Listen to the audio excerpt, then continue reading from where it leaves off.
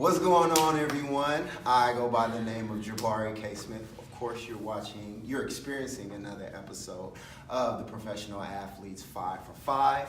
You see, I'm in a lovely boxing gym. I got Mr. Joe Lewis behind me, and you see who's on the side of me, Mrs. Cary Lee Williams. What's going on, Cary? Hey. Good to see yes, you. Thank you for allowing me to join. I'm gonna get a few speed bags. What's this called? A power bag? It's a punching bag. Punching bag. Okay. I'm trying to get my my boxing IQ We'll up get here. that lingo down. Exactly. Before we get into everything, explain to everyone why pretty to me, correct? No. Too pretty. Too pretty. I'm sorry. Yes. Too pretty. Well, as a fighter, would be told that I was too pretty to be a fighter, and the other big thing was, why are you boxing? Why are you even fighting? Like, you're gonna mess up your face. And it was just always it's such a negative. Yeah. And then as a coach, I was training one of my girls, and we were going to the Olympic qualifiers. Well, we're traveling around the United States, just her and I, which is pretty cool. And we go to the weigh-in, our first tournament, and she comes out of the room, and she had taken her makeup off, she had changed her clothes, put her hair in a ponytail, whatever.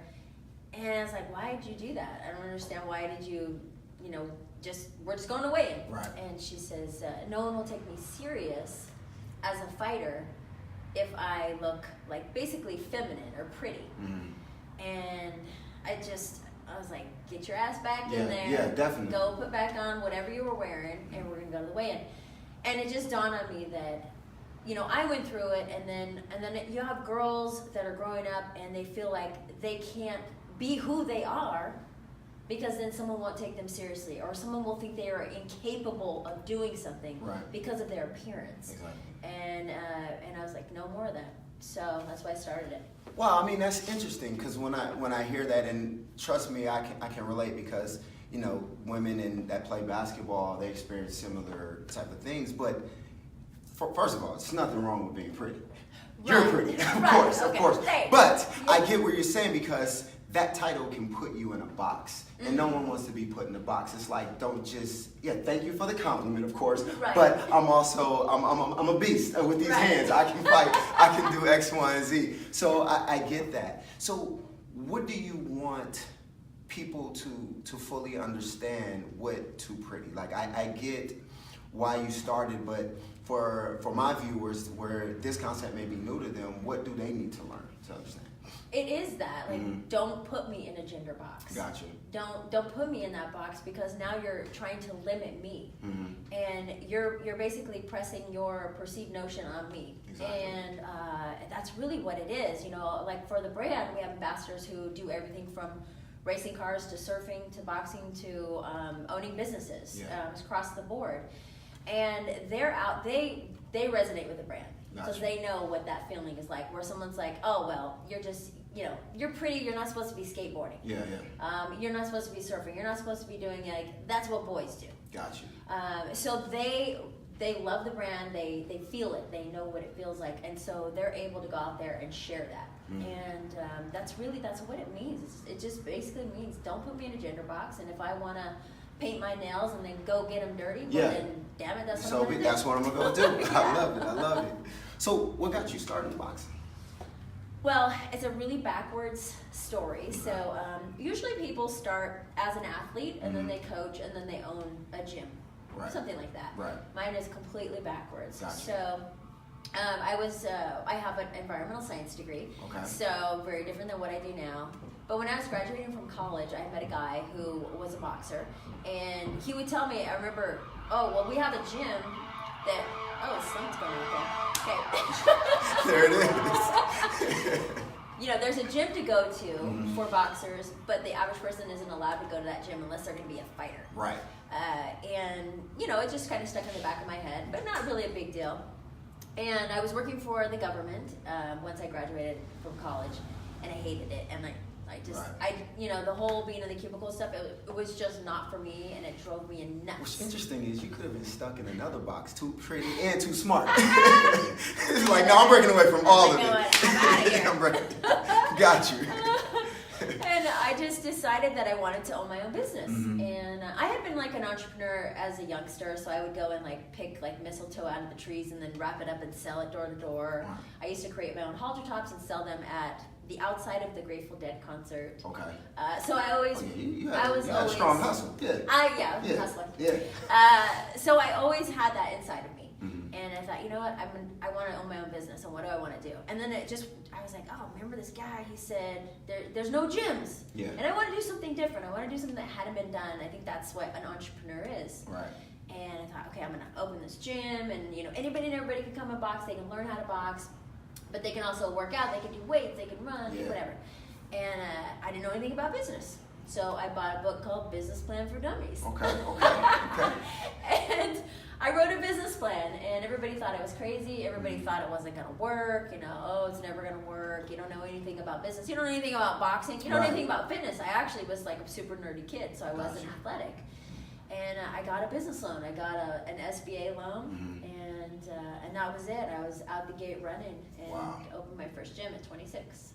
That's dope. So, hold on. First of all, viewers out here, you young entrepreneurs that want to start up, perfect example. You don't have to know much about it. You just have to go and do it, right? You have to do it. Exactly. And you got to work. You got to work. I want you to share a few more gems to the audience. So, had this great idea, right?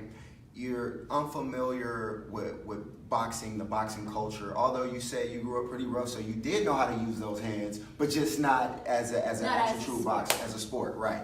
So what was one of the first challenges that you had to face becoming an entrepreneur? One of the first was actually trying to lease a building. Okay. So trying to lease a building, most everybody who owned buildings, they were all men. And so I would go through the real estate agents, which were actually mostly men too. Right. And so a lot of them would just shun me on, like, oh, here's this 26-year-old woman who, or girl, who is going to open a boxing gym. And they just, the way they treated me, it was really disrespectful. Right. And then I met this woman who was, she was a real estate agent, and she helped me so much. And it was like that girl power, you know? Yeah. And I was able to find a building in my old neighborhood, and there was a redevelopment program going on, so I was able to like do it on a shoestring budget. It all worked out really, really well, but it was because another woman helped me. Wow. And that means a lot to me, and a big part of the Too Pretty brand is helping other women, right? So we're all down for each other. So that was one of the hardest things first, and then after that was being at the head of the gym and opening the door and people not respecting me as. How many no's did you get before you actually found the building? Well, I would say there were a good.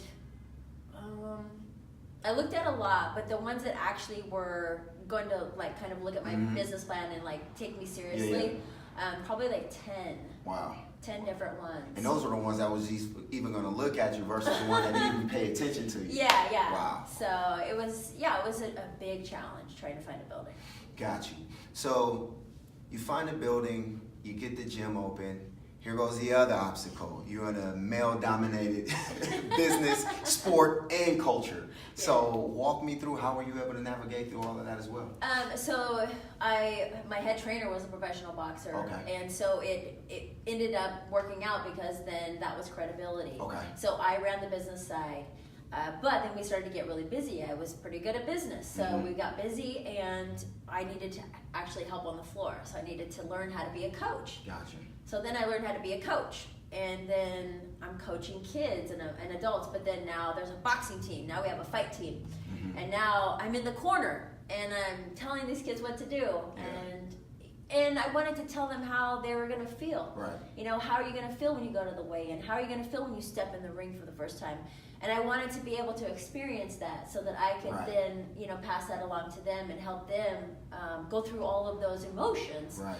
And I decided I wanted to fight. Yeah. So then, not a hypocrite anymore. I've been in the ring, I know. I really, really respect that, because one thing I would hate if I had a coach, right, and I'm telling my coach, hey, my whole body is cramping. He's like, oh, you'll be all right. Like, no, you don't know what this feels like, okay? Yeah. Like, I would be very upset. So, no, I respect that. It's like, hey, I'm here. I'm amongst these people. let me practice what I preach. Yeah, definitely. So how did that work for you, transitioning now into a lake fighter pretty much? Yeah, it was tough because I would train with actually like the teenagers that were at my club. So here I am. It was a couple years later, so I was like 28 then, and I've got these 14-year-old boys running circles around me, you know. But it helped me because then I was keeping up with them, and so I was just constantly, and they were great. These kids were awesome. They were like, oh, come on, you can do it. But I mean, we'd take like 14-mile runs on Sundays and then spar after that, like when you're preparing to fight. And I remember this one kid, Jesse. He was so great. He was like our team captain. And he would come behind me and be like, come on, you could do it, you could do it. It was the cutest thing. Here I am, the coach. Right. But, these kids. No, that's what builds amazing. That's what builds trust though. Like, just being a part of everything. I mean, and it's something else I want to talk about. So my entire purpose is sharing with the world that an athlete's mentality are universal transferable skills to life, right? When it comes to becoming successful, overcoming adversity, valuing the concept of teamwork, all of those things, right? Which is all the things you embody. So the number one thing I always share with others is, being an athlete is not the physical part about it. It's the mental part of it that makes you successful. So if you can share a little bit about, your mental approach to things in business or in life in general. I mean, being mentally strong, whether it's being an athlete or in life, you must be mentally strong. And I think instilling that as a coach into your fighters or athlete it's invaluable, truly. And I had a kid, particularly who was about 14, and he was into gangs already a little bit. We were in a tough neighborhood. The club was actually where I came from, and sometimes he wouldn't come to the gym, so I would call him and say, hey, what's up? And he said, oh, my clothes weren't dry or whatever. And then I would just go in and pick his ass up and say, okay, we're going to go to the gym. And this kid ended up being a great boxer, but also as an adult, he now owns his own gym. Wow, he's a very successful entrepreneur himself. But it was all of that. And it wasn't just, it's not just, okay, you're coaching, but sometimes as a coach, you have to go the extra step. You do. And you have to care. Yeah. And that makes like a huge impact on their lives, later down the road. So, yeah, it's so rewarding. It is. And kudos to you for that, because the coaches that really made an impact on my life coming up were almost like surrogate parents. They were there. So it wasn't what they were teaching me on the field or on the court. It was the stuff they were teaching me, just personally and just helping me develop as a man. Yeah. What's your take on this generation of athletes? Well, they're a bit soft. Yeah. It's definitely different than it was, 10, 20 years ago, right? 30 years ago, and you could go on, but I feel like things are so much easier in life now, and everything is so accessible and convenient. And even if somebody comes from a poor background, there's still a lot of convenience in that, and the parenting. I'm not a parent, so I'm not saying you're supposed to do this or that. But I was raised by my father, and it was just he and I, and he raised me like his child rather than his daughter. Right. So I was his child, and so he taught me the same he basically treated me the same he would treat a boy. Right. And I think that's so important. And I did a speaking engagement, and I remember afterwards this one guy had asked me, he said, what do you think I should do with my daughter? Like, how do you think I should treat her? And I said, you treat her just like you treat your son. Exactly. And he said, it's so hard for me. I said, I understand it's so hard for you, but guess what? You're creating her as an adult. Correct. Yeah. And whatever you do now, that's how she's going to be. Yeah. Is she going to be able to do her own stuff? Is she going to be able to be independent? Can she rely on herself instead of relying on somebody else? Right. You have to think about all those things. It's all starting with parents. So it's safe to say, the way that your dad raised and developed you is what's giving you this confidence that you have now. Like, your confidence is, like, you can feel that energy in that body. So shouts out to your pops for that. Yeah, thanks, pops. Definitely. Why Joe Louis? Joe Louis, as a fighter, a lot of guys would say that his punch felt like a baseball bat hitting them, which is pretty crazy. But he was a highly skilled fighter, boxer, and banger. And every fight that he had, when he won his purse, his money, he would donate it to the war cause. So he would give it to the government for the war. And then when he retired from boxing, he owed money on the taxes of that money. For giving money to the government already. For giving money to the government. Jeez, okay. So, and then of course he couldn't pay it because he had given us the money to the government. Exactly. So he had no money left, and so they basically bankrupt him. And he had, well, like the Rat Pack, like, you know, Sammy Davis and Frank Sinatra, those guys. Sinatra, yeah. They knew him because they had watched him fight and whatnot, and they said, hey, come on down to the casino. We want you to work as the doorman. And he did really well with it because he was famous. He was a famous fighter, you know, in that time.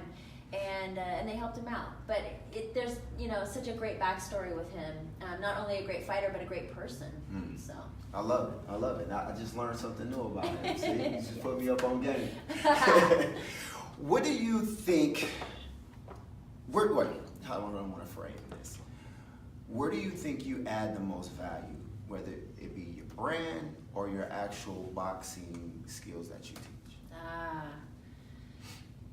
Both. And I really, in the beginning of starting the brand, which has been almost 3 years, I really tried to separate myself so that I could just 100%, you know, give myself to the brand, and then not do Cary Williams, not do boxing, Cary Williams boxing. Right.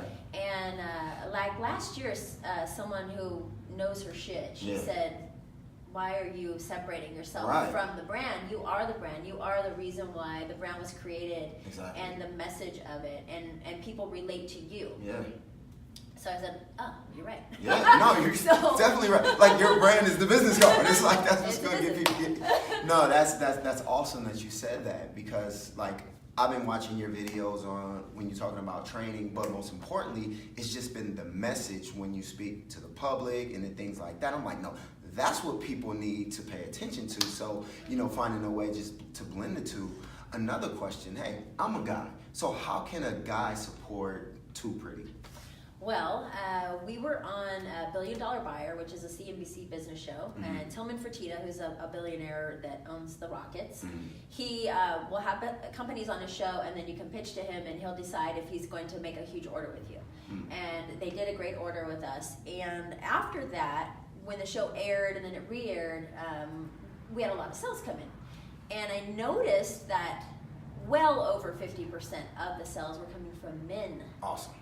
And I thought, what the heck so is going on? Men purchasing your stuff. Yes. Daughters and nieces. Yes, so it was daughters, wives, you know. Okay. Yeah, so they were super supportive, and I think they saw the show and they were like, I want my daughter to be like that. Okay. I want my daughter to be powerful and independent and strong. Yeah. And that's what the brand is all about. And so it really resonated with them. Yes. And it was great. I love it. Do you see much progress just from a society standpoint where people starting to understand, you know, how remarkable women are, and not putting women in a box and just valuing them for just who they are and letting them be as diverse as they want to be? Are you starting to see much progress in that? I am seeing it. It's a really slow process, but we are making progress. I mean, I do see it, but I do still see. Yeah. I still see the other side. So it's taking some folks a while to catch up. Be patient with us. You know, we got to reprogram ourselves. Okay. No, it's so true. You have to reprogram yourselves because you're also brought up as. This is what you're supposed to think of a woman. Yeah. You know, so it's just kind of up in here, and so it's reprogramming. Yeah, definitely. We're working on it. Listen, I'm gonna make sure Jabari K. Smith and a professional athlete, we help, you know, our culture understand, you know, how important it is to just accept not only just women, but all people, all walks of life for their uniqueness. That's what makes us so special. So, and that's something that I really strongly value. What's next for you? I mean, you got so much going on. It's a little too much. So I mean, right now I'm really just focusing on the brand, but also reintroducing myself and the boxing with the brand. So I'm working a lot on my YouTube channel. I'm working a lot on my Instagram and really providing content that that people want and need, and that is educational. I feel like these are like platforms where you can give something to people. It's not just like a pretty picture and hey, I'm on vacation, I'm doing this. That's great. I'm not saying anything wrong with it, but I want to use the platform to give people what they need. So if I can teach someone how to throw a proper jab, or teach them how to throw a proper combination, or move around the ring, or whatever, then that's great, and I can use the platforms to do that. But it also helps. Boxing's become a very popular workout program now. And so there are a lot of women who are participating in it. And if I can be that female that is on social media, that is helping them, because it's another thing which is kind of sucks, but I have seen it a lot that male coaches unfortunately baby women in the clubs for boxing. Wow. So they treat them differently, like, oh, it's okay, babes, you don't have to do that. Okay. Or whatever. And that is a big no. Yeah, that's self-handicap there. We don't want to do that. Yeah. So I want to be that person that can go, okay, this is how you do it. Because someone didn't want to take the time to show you because they just didn't have the patience for you. So let me ask you a tough question then, because I understand where you're coming from, but I'm just thinking of how like tough my coaches were. At certain times I thought my coaches were really trying to kill me. So, I mean, should male coaches treat the ladies the same way? Oh, yes. Okay. Yeah, absolutely. I think it's detrimental to any girl, any woman who is being coached if they are treated differently than a man or a boy. I just don't think, because how are they able to excel the same way if they're not treated the same way? Understood.